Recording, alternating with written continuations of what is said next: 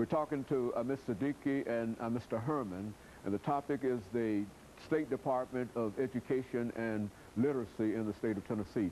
And of course, during this last segment, Ms. Siddiqui and Mr. Herman, let's give the two of you an opportunity to talk about some of the things that you wanted to talk about, or that you made up your mind that you wanted to talk about on your way over here, and to make sure that you don't leave feeling that somehow you didn't say what you should have said. Let's start off with you, Mr. Herman, to give you an opportunity to do that. One thing I think that's new at the department that's going to make a big difference is our Electronic Learning Center, and there will be many different things on there. There will be PowerPoints with instructors talking on it. There will be videotapes. There will be any kind of assessment things.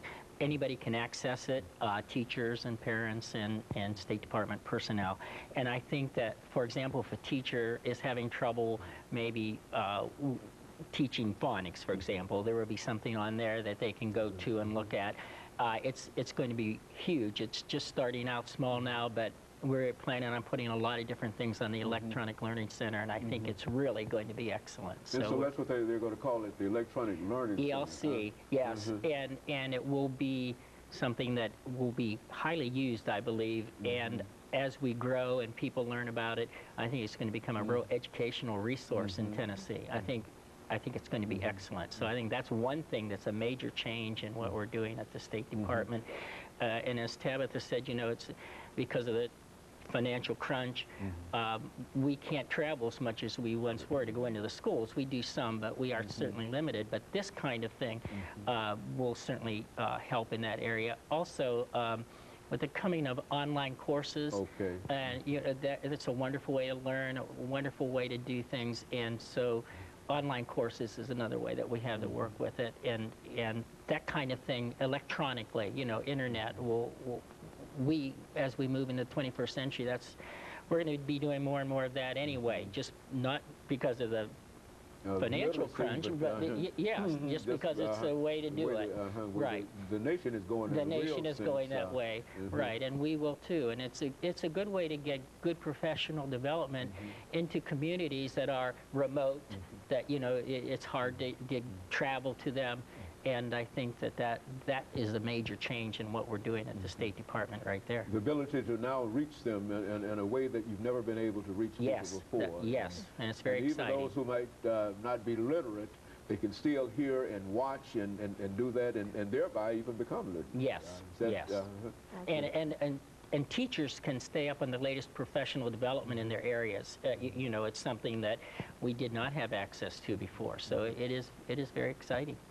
So in a real sense, Mr. Dickey, you think all of these things bode well for the ability to be able to raise Tennessee from the bottom 1/4 perhaps to at least the top 1/4 of the nations in the states in this nation with a good literacy program. Is that what we're trying to do? Absolutely. Trying to move us upward. The division I work in is the Office of Early Learning, and it houses Even Start, which is my program. We have Head Start with Janet Coscarelli. We have School-Based Support Services with Jan Bushing, and we have Connie Cascia, who is the pre-K director. All of these components are crucial, and they are all doing well. Some of us are doing better than others simply because of the funding crunch. As a matter of fact, Even Start itself has lost money in the last 3 years, but that does not keep us from trying, and that does not keep families from succeeding in any way. Well, what about volunteers? I don't think we hear enough about people who are willing to volunteer in order to assist you in doing what you're trying to do. I'm sure that there ought to be a large number of people, even watching this television show this morning, who would like to volunteer and help you do what you're doing. Do you find that you could use additional people in the Even Start program? Always, always. And we have people who come in to do that. Okay, we find retired teachers. As a matter of fact, because of the way Even Start is set up, the parents come in and do that as well. They volunteer, they help with their children, they help with other people's children, with reading, with learning. And that's what the whole point is, to bring the family together to make a stronger whole, because when you have a stronger family, you have a stronger society. You know, and so, Mr. Herman, you say that the state of Tennessee is really on the move over the last 5 minutes that we have. Yes. In terms of trying to improve literacy throughout the state. Yes, absolutely. I think that you'll see big changes very quickly here about what's happening. In fact, we just changed all our reading, well, all of our standards are changing, and they're part of the Achieve model that Tennessee has adopted, and they've really been upgraded. There's huge changes, and I think that's going to make a difference, and we're doing a lot of training with teachers and districts so that they understand what we've done and so that they can implement it. Also, we provide things like, this was made by Tennessee teachers for Tennessee, and we send these out. They're on the website. They can access them without any trouble. And we explain in there exactly how we're looking at it, and it doesn't mean they have to follow it exactly, but it gives them ideas, and that's what we're trying to do.